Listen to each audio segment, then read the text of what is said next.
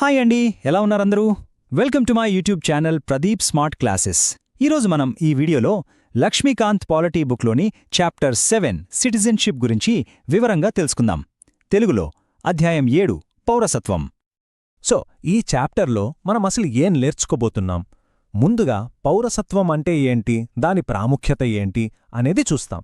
తర్వాత మన రాజ్యాంగంలో పౌరసత్వానికి సంబంధించి ఏ ఆర్టికల్స్ ఉన్నాయి, అలాగే 1955 పౌరసత్వ చట్టం ఏం చెబుతోంది, అంటే పౌరసత్వం ఎలా వస్తుంది, ఎలా పోతుంది అనే విషయాలు. ఇక చివరిగా ఓవర్సీస్ సిటిజన్షిప్ ఆఫ్ ఇండియా అంటే ఓసీఐ అనే కాన్సెప్ట్ గురించి కూడా డీటెయిల్డ్గా చర్చిద్దాం. ఈరోజు మన ఎజెండా ఇది.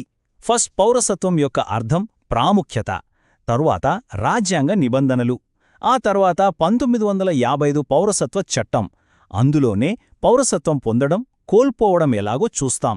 నెక్స్ట్ ఓవర్సీస్ సిటిజన్షిప్, ఫైనల్గా ఒక క్విక్ రీక్యాప్ మరియు ఎగ్జామ్ కోసం ఏవి ముఖ్యమో చూద్దాం. సరే, మనం మొదటి టాపిక్లోకి వెళ్దాం. చట్టాలు, ఆర్టికల్స్ గురించి తెలుసుకునే ముందు అసలు పౌరుడు అంటే ఎవరు, పౌరసత్వం అనేది ఎందుకు అంత ఇంపార్టెంట్, ఈ బేసిక్ కాన్సెప్ట్స్ అర్థం చేసుకోవడం చాలా అవసరం. సో ఈ సెక్షన్లో మనం దాని గురించే మాట్లాడుకుందాం. చూడండి, ఇక్కడ మనకు రెండు ముఖ్యమైన పదాలున్నాయి. ఒకటి సిటిజన్ అంటే పౌరుడు, రెండోది ఏలియన్ అంటే విదేశీయుడు. పౌరుడు అంటే ఎవరంటే భారతదేశానికి విధేయత చూపిస్తూ ఇక్కడ ఉండే అన్ని పౌర మరియు రాజకీయ హక్కులను పొందే పూర్తిస్థాయి సభ్యుడు. అదే ఏలియన్ విషయానికొస్తే వాళ్లు వేరే దేశానికి చెందిన పౌరులు, అందుకే వాళ్లకు మన దేశంలో అన్ని హక్కులు ఉండవు. ఈ విదేశీయులో కూడా రెండు రకాలున్నారు. ఒకటి ఫ్రెండ్లీ ఏలియన్స్ అంటే మన దేశంతో మంచి సంబంధాలున్న దేశాల పౌరులు. రెండోది ఎనిమీ ఏలియన్స్ అంటే ఒకవేళ భారతదేశం ఏదైనా దేశంతో యుద్ధంలో ఉందనుకోండి, అప్పుడు ఆ దేశ పౌరులను మనం ఎనిమీ ఏలియన్స్గా పరిగణిస్తాం. ఇప్పుడు పౌరులకు విదేశీయులకు మధ్య హక్కుల్లో ఉన్న తేడాలు చూద్దాం. ఇది ఎగ్జామ్ పాయింట్ ఆఫ్ వ్యూలో చాలా ఇంపార్టెంట్. గుర్తుపెట్టుకోండి, కొన్ని ప్రాథమిక హక్కులు కేవలం భారత పౌరులకు మాత్రమే లభిస్తాయి. అవేంటంటే ఆర్టికల్ 15, 16, 19. అలాగే ఓటు వేసే హక్కు, ఎన్నికల్లో పోటీ చేసే హక్కు, రాష్ట్రపతి, ఉపరాష్ట్రపతి, జడ్జిలు వంటి పెద్ద పదవులు చేపట్టే అర్హత, ఇవన్నీ కేవలం మన పౌరులకే ఉంటాయి. అయితే ఆర్టికల్ 21 అంటే జీవించే హక్కు, ఆర్టికల్ 22 అంటే అరెస్ట్ నుండి రక్షణ వంటి కొన్ని హక్కులు ఫ్రెండ్లీ ఏలియన్స్ కూడా వర్తిస్తాయి. ఇక్కడ మనం గుర్తుపెట్టుకోవాల్సిన మరో ముఖ్యమైన విషయమేంటంటే భారతదేశం ఏక పౌరసత్వాన్ని అంటే సింగిల్ సిటిజన్షిప్ను ఫాలో అవుతోంది. దీని అర్థమేంటంటే మనం కేవలం భారత పౌరులం మాత్రమే, పలానా రాష్ట్ర పౌరులం అని ప్రత్యేకంగా ఉండదు. ఫర్ ఎగ్జాంపుల్, మీరు అమెరికా తీసుకుంటే అక్కడ డ్యూయల్ సిటిజన్షిప్ ఉంటుంది. అంటే ఒక వ్యక్తి అమెరికా పౌరుడు, అదే సమయంలో తను నివసించే టెక్సాస్ లేదా కాలిఫోర్నియా రాష్ట్రానికి కూడా పౌరుడు. కాని మన రాజ్యాంగ నిర్మాతలు దేశ సమైక్యతను పెంచడానికి, ప్రాంతీయవాదాన్ని తగ్గించడానికి ఈ ఏక పౌరసత్వ విధానాన్ని ఎంచుకున్నారు. ఓకే, నెక్స్ట్ మనం పౌరసత్వానికి సంబంధించిన రాజ్యాంగ నిబంధనల గురించి మాట్లాడుకుందాం. మన రాజ్యాంగంలోని పార్ట్ 2లో ఆర్టికల్స్ 5 నుంచి 11 వరకు పౌరసత్వం గురించి వివరిస్తాయి. ముఖ్యంగా ఈ ఆర్టికల్స్ దేని గురించి చెబుతాయంటే మన రాజ్యాంగం అమల్లోకి వచ్చిన రోజు అంటే జనవరి 26, 1950న ఎవరు భారతదేశ పౌరులు అయ్యారు అనే విషయాన్నేవి నిర్ధారించాయి. ఈ ఆర్టికల్స్ను సింపుల్గా చూద్దాం. ఆర్టికల్ 5 అప్పటికే భారతదేశంలో నివసించువాళ్ల గురించి చెబుతుంది. ఆర్టికల్ 6 పాకిస్తాన్ నుండి ఇండియాకు వలస వచ్చిన వాళ్ల గురించి. ఆర్టికల్ 7 ఇండియా నుండి పాకిస్తాన్కు వెళ్లి మళ్లీ తిరిగి వచ్చిన వాళ్ల గురించి. ఆర్టికల్ 8 విదేశాల్లో నివసిస్తున్న భారత సంతతి వారి గురించి. ఇక ఆర్టికల్ 9 ఏం చెబుతుందంటే ఎవరైనా స్వయంగా వేరే దేశ పౌరసత్వం తీసుకుంటే వాళ్ల భారత పౌరసత్వం రద్దవుతుంది. అయితే వీటన్నింటిలో అత్యంత ముఖ్యమైనది ఆర్టికల్ 11, ఎందుకంటే భవిష్యత్తులో పౌరసత్వానికి సంబంధించి ఎలాంటి చట్టాలనైనా చేసే పూర్తి అధికారాన్ని ఇది పార్లమెంటుకు ఇస్తుంది. ఈ టేబుల్ చూడండి. ఆర్టికల్ 5 నుంచి 11 వరకు ఏ ఆర్టికల్ దేని గురించి చెబుతుందో ఇక్కడ క్లియర్గా ఉంది. ప్రిలిమ్స్ ఎగ్జామ్లో match the following type questions వస్తాయి కదా, వాటికిది చాలా హెల్ప్ అవుతుంది. సో ప్రతి ఆర్టికల్ సబ్జెక్ట్ మ్యాటర్ ఏంటో గుర్తుపెట్టుకోవాలి. సరే, మనం ఇందాక చెప్పుకున్నాం కదా, ఆర్టికల్ 11 పార్లమెంటుకు పవర్ ఇచ్చిందని. ఆ పవర్ను ఉపయోగించి పార్లమెంట్ 1955లో పౌరసత్వ చట్టాన్ని చేసింది. రాజ్యాంగం అమల్లోకి వచ్చిన తరువాత పౌరసత్వానికి సంబంధించిన ప్రతి విషయాన్ని ఈ చట్టమే కంట్రోల్ చేస్తుంది. పౌరసత్వం ఎలా పొందాలి, ఎలా కోల్పోవాలి అనే విషయాలన్నీ ఈ చట్టంలోనే వివరంగా ఉన్నాయి. 1955 చట్టం ప్రకారం భారత పౌరసత్వాన్ని 5 విధాలుగా పొందొచ్చు. అవి పుట్టుక ద్వారా అంటే బై బర్త్, వారసత్వం ద్వారా అంటే బై డిసెంట్, రిజిస్ట్రేషన్ ద్వారా, సహజీకృతం ద్వారా అంటే బై న్యాచురలైజేషన్, ఇక 5వది ఏదైనా భూభాగం ఇండియాలో కలిసినప్పుడు బై ఇన్కార్పొరేషన్ ఆఫ్ టెరిటరీ. ఈ 5 పద్ధతుల్లో మొదటి 2 అంటే బై బర్త్, బై డిసెంట్ కు సంబంధించిన రూల్స్ అనేవి టైంతో పాటు మారుతూ వచ్చాయి. వాటిని అర్థం చేసుకోవడం చాలా ముఖ్యం. పుట్టుక ద్వారా పౌరసత్వం పొందే రూల్స్ ఎలా మారాయో చూడండి. ఇది చాలా ఇంపార్టెంట్. 1987 జులై 1కి ముందు ఇండియాలో పుట్టిన ప్రతి ఒక్కరూ, వాళ్ల తల్లిదండ్రులు ఏ దేశస్థునైనా సరే ఆటోమేటిక్గా భారత పౌరులయ్యేవాళ్లు. కాని తర్వాత దీన్ని మార్చారు. 1987 నుంచి 2004 మధ్య ఇండియాలో పుట్టడంతో పాటు తల్లిదండ్రుల్లో కనీసం ఒకరైనా భారత పౌరుడై ఉండాలి. ఇక 2004 తర్వాత ఈ రూల్ ఇంకా స్ట్రిక్ట్ అయింది. ఇప్పుడు ఇండియాలో పుట్టిన బిడ్డకు పౌరసత్వం రావాలంటే తల్లిదండ్రులిద్దరూ భారత పౌరులై ఉండాలి, లేదా ఒకరు పౌరుడై ఉండి మరొకరు అక్రమ వలసదారు కాకుండా ఉండాలి.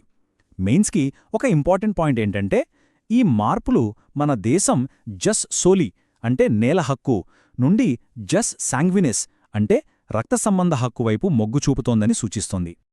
ఇప్పుడు వారసత్వం ద్వారా పౌరసత్వం అంటే విదేశాల్లో పుట్టినవారికి సంబంధించిన రూల్స్ ఎలా మారాయో చూద్దాం. 1992 డిసెంబర్ 10కి ముందు విదేశంలో పుట్టిన బిడ్డకు పౌరసత్వం రావాలంటే వాళ్ల తండ్రి భారత పౌరుడై ఉండాలి. ఇది జెండర్ బయాస్డ్గా ఉంది కదా. అందుకే 1992 తర్వాత మార్పు తెచ్చారు. తల్లిదండ్రుల్లో ఎవరైనా ఒకరు భారత పౌరుడైతే చాలని చెప్పారు. ఇక 2004 తర్వాత మరో కండిషన్ పెట్టారు. పౌరసత్వం ఆటోమేటిక్గా రాదు. పుట్టిన 1 సంవత్సరంలోపు దగ్గర్లోని ఇండియన్ కాన్సులేట్లో ఆ బర్త్ను రిజిస్టర్ చేయించాలి. మిగిలిన 3 పద్ధతుల్ని క్విక్గా చూద్దాం. 1 రిజిస్ట్రేషన్. భారత సంతతికి చెందినవాళ్లు లేదా ఇండియన్ సిటిజన్స్ను పెళ్లి చేసుకున్నవాళ్లు కొన్ని సంవత్సరాలు ఇండియాలో నివసించిన తరువాత పౌరసత్వం కోసం అప్లై చేసుకోవచ్చు. 2 న్యాచురలైజేషన్. దీని ద్వారా ఫారినర్స్ కూడా పౌరసత్వం పొందొచ్చు. కానీ వాళ్లు కొన్ని కండిషన్స్ ఫుల్ఫిల్ చేయాలి. అందులో ముఖ్యమైనవి 12 సంవత్సరాలు ఇండియాలో నివసించడం మరియు రాజ్యాంగంలోని 8వ షెడ్యూల్లో ఉన్న ఒక భాష తెలిసి ఉండటం. ఇక 3 భూభాగం విలీనం. ఉదాహరణకు పాండిచ్చేరి ఇండియాలో కలిసినప్పుడు అక్కడి ప్రజలకు మన ప్రభుత్వం పౌరసత్వం ఇచ్చింది. పౌరసత్వం ఎలా పొందాలో చూశాం కదా. ఇప్పుడు 1955 చట్టం ప్రకారమే ఒక వ్యక్తి భారత పౌరసత్వాన్ని ఎలా కోల్పోతాడో చూద్దాం. దీనికి 3 పద్ధతులున్నాయి. 1 రినన్సియేషన్, 2 టర్మినేషన్, 3 డెప్రివేషన్. ఈ 3 పద్ధతుల మధ్య తేడాను క్లియర్గా అర్థం చేసుకోండి. రినన్సియేషన్ అంటే ఒక పౌరుడు స్వచ్ఛందంగా నాకు ఈ పౌరసత్వం వద్దు అని వదులుకోవడం. ఇది వాలంటరీ యాక్ట్. టర్మినేషన్ అంటే ఇది ఆటోమేటిక్గా జరుగుతుంది. ఒక భారత పౌరుడు వేరే దేశ పౌరసత్వం తీసుకున్న క్షణమే అతని భారత పౌరసత్వం ఆటోమేటిక్గా రద్దవుతుంది. ఇక డెప్రివేషన్ అంటే ఇది కంపల్సరీ. అంటే ఒక వ్యక్తి ఫ్రాడ్ చేసి పౌరసత్వం పొందినా లేదా రాజ్యాంగానికి ద్రోహం చేసినా కేంద్ర ప్రభుత్వం అతని పౌరసత్వాన్ని బలవంతంగా రద్దు చేస్తుంది. ఓకే, ఇప్పుడు మనం చాలా ఇంపార్టెంట్ కాన్సెప్ట్ అయిన ఓవర్సీస్ సిటిజన్షిప్ ఆఫ్ ఇండియా అంటే ఓసీఐ గురించి మాట్లాడుకుందాం. ఇక్కడ ఒక విషయం చాలా స్పష్టంగా గుర్తుపెట్టుకోవాలి. ఓసీఐ అంటే డ్యూయల్ సిటిజన్షిప్ కాదు. ఇది చాలామంది చేసే తప్పు. ఓసీఐ అనేది కొన్ని దేశాల్లోని భారత సంతతికి చెందిన వ్యక్తులకిచ్చే ఒక ప్రత్యేకమైన హోదా మాత్రమే. చాలామంది ఎన్ఆర్ఐ, పిఐఓ, ఓసీఐ మధ్య తేడా ఏంటి అని కన్ఫ్యూజ్ అవుతుంటారు. ఎగ్జామ్ కోసం ఒక ముఖ్యమైన అప్డేట్ ఏంటంటే 2015లో పర్సన్ ఆఫ్ ఇండియన్ ఆరిజిన్ అంటే పిఐఓ కార్డ్ స్కీమ్ను ఓసీఐ కార్డ్ స్కీమ్లో విలీనం చేసేశారు. కాబట్టి ఇప్పుడు పిఐఓ కార్డ్ స్కీమ్ అనేది లేదు. ఈ టేబుల్లో ఎన్ఆర్ఐ మరియు ఓసీఐ మధ్య ఉన్న తేడాలను చాలా క్లియర్గా చూడొచ్చు. సింపుల్గా చెప్పాలంటే ఎన్ఆర్ఐ అంటే ఒక ఇండియన్ సిటిజన్, కానీ విదేశంలో నివసిస్తున్నాడు. అతని దగ్గర ఇండియన్ పాస్పోర్ట్ ఉంటుంది. ఓసీఐ కార్డ్ హోల్డర్ అంటే అతను భారత సంతతికి చెందిన వ్యక్తే, కానీ ఇప్పుడు వేరే దేశ పౌరుడు. అతని దగ్గర ఫారిన్ పాస్పోర్ట్ ఉంటుంది. అతి ముఖ్యమైన తేడా ఏంటంటే ఎన్ఆర్ఐకి ఓటు హక్కు ఉంటుంది, కానీ ఓసీఐ కార్డ్ హోల్డర్కు ఓటు హక్కు ఉండదు. ఓసీఐ వాళ్లకు ఇండియా రావడానికి లైఫ్ లాంగ్ వీసా లభిస్తుంది. ఓసీఐ కార్డ్ హోల్డర్స్కు ఏ హక్కులు ఉండవో ఇక్కడ లిస్టుంది. ఇది డైరెక్ట్ క్వశ్చన్గా రావచ్చు, సో జాగ్రత్తగా వినండి. వీరికి ప్రభుత్వ ఉద్యోగాల్లో సమాన అవకాశాలు కల్పించే ఆర్టికల్ 16 వర్తించదు.